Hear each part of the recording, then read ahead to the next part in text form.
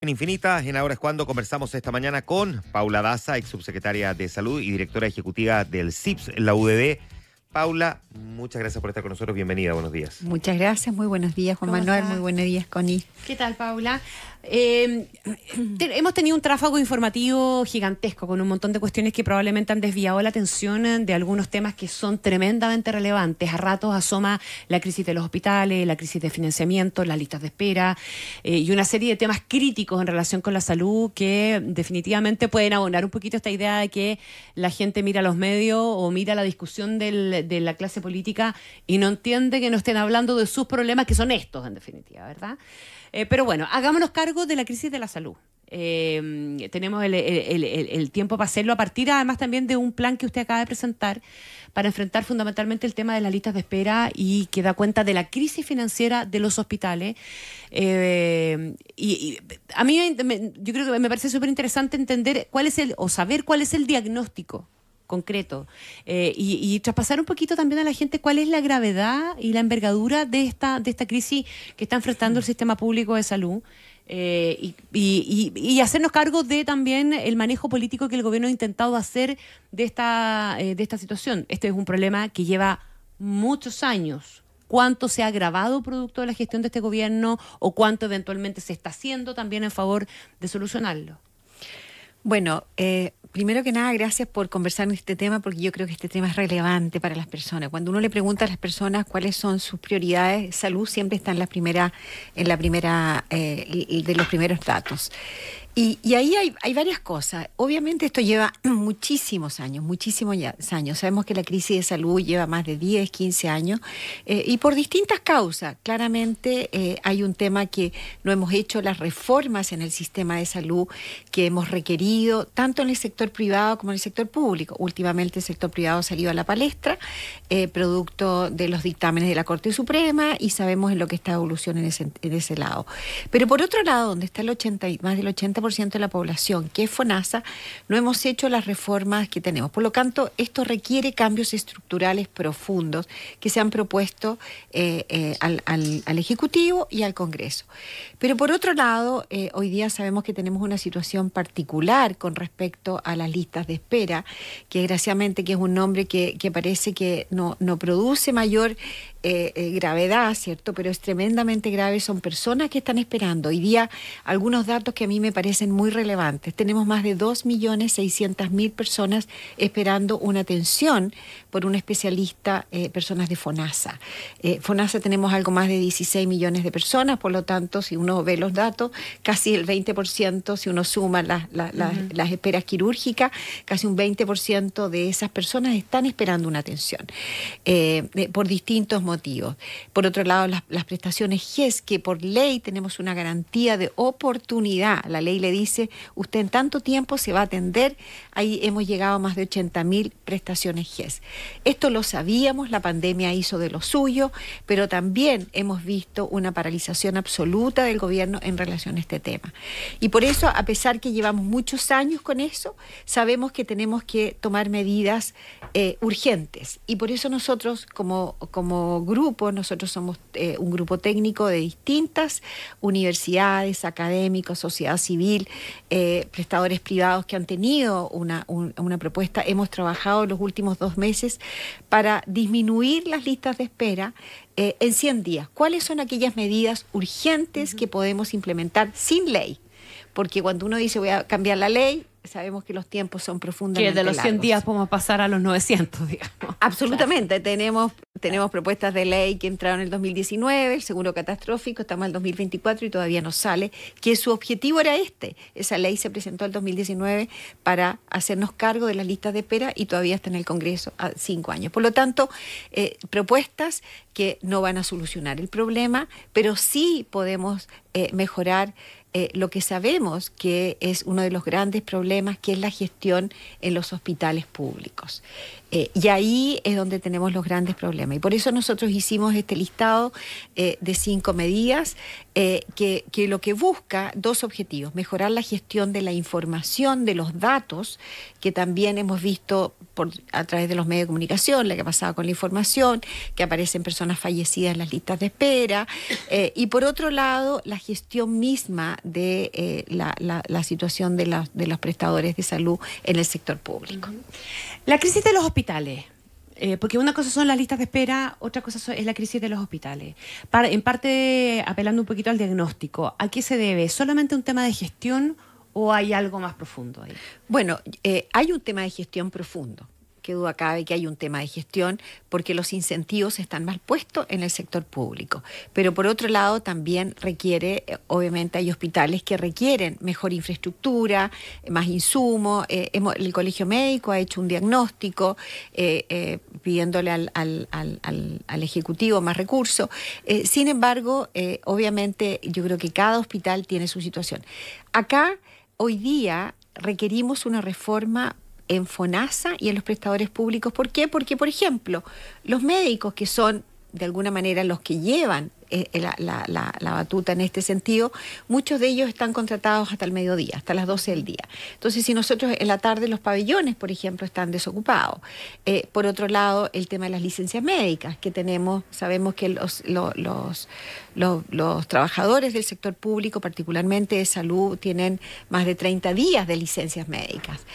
Por otro lado, tenemos la forma de gestionar muchos de los insumos en del sector público. Por ejemplo, tenemos un resonador, el resonador deja de funcionar, para adquirir el repuesto de ese resonador se requiere una licitación, eso llevando. Entonces, son muchos los factores que hacen que la gestión en el sector público sea ineficiente por estos distintos motivos. Pero hay medidas que se pueden implementar que creemos nosotros que van a apoyar y van a ayudar a la guía, ¿no es cierto?, a la disminución de las listas de espera. ¿Por qué cree que en la práctica llegamos a la situación en la que estamos respecto de ciertos problemas bien puntuales, como por ejemplo la clausura de pabellones completos o alas completas de un hospital? Bueno, aquí hay varios factores. Yo creo que primero que nada no ha habido una conducción, un monitoreo por parte de redes asistenciales. ¿Quién es el responsable finalmente? ¿Cierto? Son los hospitales, los servicios de salud, y redes asistenciales es quien debe guiar o monitorear qué pasa con los recursos que se están gastando en los hospitales. Cada peso extra que entra al hospital tiene que tener una mejor producción. Eso no se está monitoreando y por lo tanto hemos llegado en septiembre y en septiembre vimos que se acabaron los recursos. En general esto ocurre. Muchas veces el presupuesto no alcanza para terminar el año, pero se reasignan los recursos, se monitorea, se ve qué está pasando, se distribuyen los pacientes. Hay una gestión de nivel central de los servicios de salud monitoreando los hospitales. ¿Para qué? Para que los recursos tengan los hospitales los recursos correspondientes a lo que necesitan. Hemos visto que en septiembre quedaron sin recursos y muchas de las situaciones que están pasando lo vimos en el Hospital Van Buren. Bueno, han salido todos los días, ¿cierto? Hospitales que muestran cuál es la situación financiera y que es dramática, porque finalmente son las personas las que pagan de alguna manera el resultado. Ya, ahora cuando usted dice que esto no es tan infrecuente, pero que uno encuentra la manera de poder sortear este problema. Efectivamente, lo hicimos en la pandemia, o sea, uno tenía que gestionar no solamente meses antes, diariamente, gestionar cuáles son los pabellones que están funcionando, por qué no están funcionando, se cerró el pabellón, son licencias médicas, falta el anestesista. Eso es gestión diariamente que tiene que ocurrir y uno proyecta, ¿cierto?, sus recursos en un tiempo determinado, como en cualquier empresa, proyecta. Y si está viendo que la producción que se está haciendo en función de los recursos que se tienen no van a dar abasto, obviamente hay que tomar las medidas y reasignar los recursos. Obviamente se requiere para el próximo año, el 2025, que cada peso extra que entre al sector público tiene que estar vinculado a un aumento de los resultados y la producción. Eso no ha ocurrido. el año 2024, el presupuesto entre el 2023 y 2024 aumentó un 8%. Eso es el doble de lo que aumentó el resto del presupuesto del país. Y sin embargo, esa producción no se produjo. ¿Por qué no se produjo? ¿Dónde están los obstáculos? O sea, esto es un problema de gestión, hay que entenderlo así, más allá, no estoy pidiendo que me haga una crítica política, ni por lejos de eso, sino que estoy tratando de entender, porque esto es un problema que es un drama humano, o sea, es un drama brutal, gente que ve postergadas operaciones que tenía y que finalmente no se pudieron y son reagendadas. Esto es una dificultad que tiene que hay que poner el rostro humano. Por lo tanto, yo no le estoy pidiendo una crítica política, pero usted dice, esto es un problema de gestión. Y yo creo que de todas maneras hay que remirar cómo se asignan los presupuestos, ¿cierto? Hoy día los presupuestos, cómo se asignan los presupuestos, algunas de las intervenciones, muchas de las atenciones están subvaloradas, que se llama, ¿cierto? O sea, el presupuesto lo valora en 10 pesos y esa prestación cuesta 15 pesos. Bueno, eso tiene que valorarse de acuerdo a la realidad. Entonces, requiere una mirada de gestión, de eficiencia, pero también del punto de vista del financiamiento del presupuesto de salud, tiene que reactualizarse en función de cuánto cuestan de verdad las prestaciones. Estamos conversando con Paula Daza, ex subsecretaria de Salud, que acaba de presentar, ¿verdad?, en conjunto con un grupo significativo de personas, también una propuesta para mejorar el tema de las listas de espera y hacerse cargo de la crisis financiera de los hospitales. La idea es que esta propuesta llegue también a manos de las autoridades. ¿Ha tenido ya el espacio para conversarlo? ¿Usted tiene alguna cercanía con la ministra Jimena Aguilera? Ella fue parte del equipo, además, también durante la pandemia. Aparte del mundo académico, hay alguna cercanía. ¿Ha tenido usted esa posibilidad? ¿Cuál ha sido la acogida? ¿Y cómo valora usted finalmente el rol de la ministra Aguilera? La ministra, entre otras cosas, le tocó hacerse cargo de la crisis de las ISAPRES, producto de los fallos de la Corte Suprema que usted mencionaba. Y también postergar en una dimensión importante, lo que puede haber sido una buena noticia para muchos, la reforma a la salud que el gobierno pretendía hacer cuando llegó. Bueno, lo primero que sí, efectivamente nosotros le hicimos llegar el día de ayer, antes de ayer, hace un par de días atrás, le hicimos llegar la propuesta. Ella gentilmente me respondió, se lo hicimos llegar por correo electrónico, me respondió que han recibido la propuesta y que le van a evaluar y que vamos a tener un feedback en función de eso. Esperamos que en el corto plazo, porque estas son medidas urgentes que creemos que se deben tomar. Por lo tanto, esperamos tener una pronta, ojalá, reunión con ella que nos reciba para poder apoyar, y nosotros estamos dispuestos, ¿cierto?, a colaborar en la implementación de esta propuesta. Con respecto a la otra, efectivamente, la ministra ha tenido en los últimos, particularmente 2 años y medio, su línea de trabajo hacia el tema de las ISAPRE. Y desgraciadamente se han dejado de lado todos los otros temas que son tremendamente relevantes. No solamente el tema de la reforma de salud, sino que los temas que son urgentes de solucionar, como que esto no requiere reformas de ley, no quiere proyectos de ley, sino que gestión. Y obviamente tomar medidas efectivas para poder solucionar la demanda de la atención de los pacientes. El segundo tema es cáncer. En cáncer, por ejemplo, hay una ley de cáncer, hay un plan nacional de cáncer, se dejaron establecidas todas las normas. Sin embargo, una cosa básica, que es tener un registro nacional de cáncer. Es decir, quiénes son los que se están enfermando, dónde se están enfermando, cómo los monitoreamos, cómo los trazamos, no lo tenemos. Y eso está dentro del Plan Nacional de Cáncer, nosotros lo hemos pedido, cuándo va a salir el registro nacional de cáncer para poder tomar medidas de políticas públicas. Por lo tanto, yo creo que hay temas que a ella le han finalmente llevado la mayor parte del tiempo, pero creo que desgraciadamente se han dejado de lado temas de salud pública que son primordiales y esenciales para las personas. ¿Algún otro que pondría en la lista de los temas que se han dejado de lado? Yo creo que uno de los temas relevantes del punto de vista de atención es lo que ha pasado con el atraso del estudio en relación a las garantías explícitas de salud. El año 2025 se deberían actualizar las guías, ¿no es cierto?, de cuáles son aquellas enfermedades que van a entrar. El Ministerio de Salud se había comprometido con el Congreso de hacer un estudio en relación a qué otras patologías se podrían incorporar al GES, y eso todavía no ha salido. En relación a la ley Ricardo Soto, se había planteado que se iba a presentar en el Congreso una nueva forma de financiamiento, tampoco ha ocurrido. Se había planteado también que se iba a implementar, se iba a presentar una ley de salud mental, que sabemos los problemas de salud mental que tenemos en Chile y tampoco se ha ingresado. Por lo tanto, hay una serie de temas que son de salud pública, que yo sé que no han estado en la palestra de la discusión política, pero que son esenciales para las personas. Algunos, o sea, claro, algunos probablemente han tenido un poco más de difusión o de debate, pero es cierto que están ¿por qué cree usted? La verdad que no lo sé, nosotros hemos planteado una serie de temas. Por ejemplo, hace un par de años atrás, entrando la ministra al gobierno, nosotros le planteamos un trabajo que hicimos que es el Plan Universal de Medicamentos Ambulatorios. Ese es otro tema, el gasto de bolsillo en medicamentos. Un 30% del gasto en salud de las personas es en medicamentos.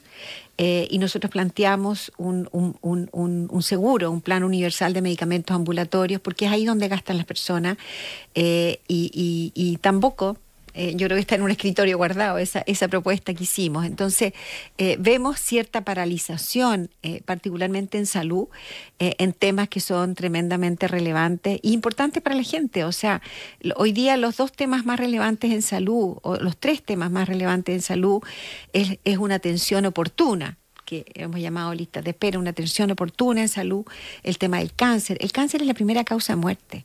El cáncer, las listas de espera GES en cáncer, tenemos más de 15.000 prestaciones GES de cáncer atrasadas. Nosotros hemos propuesto, por ejemplo, que el segundo prestador sea automático en cáncer, ¿cierto? Porque en el fondo, si se cumple el tiempo de que yo tengo un cáncer de mama y se cumple el tiempo que me tienen que atender ese cáncer de mama, debiera automáticamente traspasarse un segundo prestador, porque por ley me lo tiene que cumplir el Estado. Entonces hemos propuesto eso en cáncer. Eso no ocurre. Esperamos que ocurra, lo hemos planteado ahora, porque sabemos que las prestaciones de GES de cáncer, uno escucha todos los días situaciones particulares que son dramáticas. Paula, estamos pensando además en que estamos a puertas porque a esta altura ya a la vuelta de la esquina, una elección presidencial. ¿Cuál es la preocupación de su sector? Uno asocia su figura, ¿verdad?, a una posible ministra de Salud del gobierno de Belén Matei. ¿Para qué vamos a estar con cosas? O sea, hagámosla corta, ¿verdad? Más allá de preguntarle si está disponible para eso o no, etcétera, etcétera, la pregunta va por otro lado. La pregunta va con cuánta preocupación se mira desde esa opción, desde esa candidatura, heredar algunos de estos problemas que pueden terminar siendo también una bomba de tiempo para cualquier gestión futura. ¿Cuáles son ahí? ¿Cuáles son las principales, de todo esto que hemos enumerado, cuáles son las bombas de tiempo que se hacen necesario desactivar, y para lo cual ustedes están súper disponibles a colaborar bajo esa idea en el fondo? Bueno, hay varias cosas. Yo creo que hay temas que requieren cambios de ley, que obviamente uno dice, hay cambios de ley que son urgentes, que es el sector público y el sector privado también, que sea un seguro, transformarlo en un seguro social. Pero aquí, las cosas de cambios de ley sabemos que pueden durar los 4 años de gobierno, por lo tanto yo creo que cuáles son las cosas que se pueden hacer sin cambios de ley, que es ahí donde uno dice puedo entrar. Y yo creo que hay varios temas, y uno de ellos es ¿cierto? Cómo mejorar la gestión en el sector público para que cada peso que se gaste atienda en forma oportuna a las personas, en los hospitales, en la atención primaria. Las listas de espera son una preocupación que debe requerir varias miradas. Lo primero es darle certeza a las personas. Las listas de espera van a seguir, pero es distinto que una persona le dice, usted se tiene que operar una cadera y va a esperar 4 meses, 6 meses, a decirle a no decirle nada y va a estar años. Las listas de espera son un tremendo problema. El segundo tema es cáncer. Cáncer uno tiene que priorizarlo como enfermedad, porque sabemos que el tiempo no puede esperar. El tercer tema, que no es menor, son las licencias médicas. Las licencias médicas hoy día es uno de los temas más graves del punto de vista de gasto en salud. Del sector público, FONASA, más del 60%, creo que está llegando al 70%, del 7% que ponen las personas se gasta en licencias médicas. Por lo tanto, ahí uno puede obtener recursos para poder atender a más pacientes. Y el otro tema que es tremendamente preocupante es el tema de salud mental. Yo creo que salud mental no depende de salud, porque sabemos que no basta tener más psicólogos y más psiquiatras, sino que depende de otros ministerios, trabajo, educación, para qué decir, ¿cierto? Y muchos otros. Por lo tanto, yo creo que esos son los temas más relevantes que uno debiera enfocarse en los próximos gobiernos. Y eso requiere un trabajo básico o por ejemplo, el tener un sistema de interoperabilidad de la ficha clínica electrónica. Las fichas clínicas no conversan en Chile, yo me atiendo en la atención primaria, después voy al hospital, el doctor que está en el hospital no tiene idea qué me pasó en la atención primaria. ¿Y eso es muy difícil de implementar? El subsecretario de Redes Asistenciales ha dicho que se está implementando, pero no sabemos cuánto se ha avanzado. Por eso es importante. Yo creo que eso requiere una voluntad política, decir esto es una prioridad. Es cosa de ponerle prioridad a las cosas. Cuando uno dice esto es una prioridad, mi gobierno, requiere voluntad política, y aquí voy a poner la ficha. Uno lo vio en la pandemia y uno le puso prioridad a ciertas cosas y obviamente eso significa dejar de hacer otras cosas. Pero si uno tiene claro cuáles son las prioridades, cuáles son los dolores de las personas, obviamente uno los puede ejecutar. ¿Cómo proyecta usted a propósito de esa discusión? Porque uno le va poniendo ciertas prioridades y el Ministerio de Salud probablemente gastó parte del tiempo también tratando de avanzar en la resolución de los fallos de la Corte Suprema sobre las ISAPRES. Pero también está este compromiso de tener la famosa ley larga, que la ley corta fue larga, así que la ley larga puede ser eterna. Sí. Pero Sí. ¿cómo ve usted esa otra discusión que nos queda por delante respecto a la ISAPRES? Bueno, hoy día hay una propuesta, un proyecto de ley que se presentó en el Congreso, que lo presentó hace unas semanas atrás, yo diría hace un mes aproximadamente, la ministra de Salud, donde se presentó la primera parte del proyecto. Se supone que en enero se presentará ya la parte del sector público. Se presentó en relación al sector privado, que significa terminar con las preexistencias. Yo estoy de acuerdo con terminar las preexistencias. Obviamente el sector privado es un tema que hay que terminar. Crear un plan de salud universal, un plan de prestaciones que las ISAPRES puedan competir entre ellas. Pero ¿dónde está el obstáculo?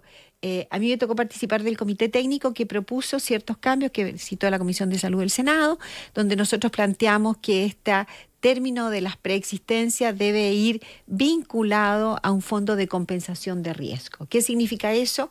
Cierto que en el fondo las personas mayores, si están en una ISAPRE, ¿no es cierto?, se pueda compensar con recursos esa ISAPRE para tener los recursos de atención. El gobierno dijo que no estaba de acuerdo con un fondo de compensación de riesgo y propuso un reaseguro, cosa que en Chile no tenemos ninguna experiencia.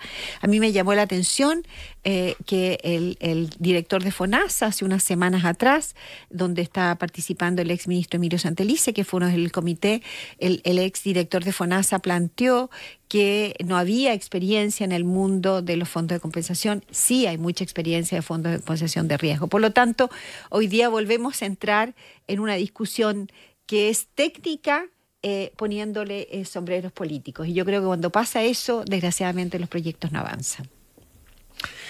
Bien, pues le queremos agradecer muchísimo el que haya venido a conversar esta mañana. Hoy día es el Día de la Diabetes. ¿Algo que quisiera decir sobre eso?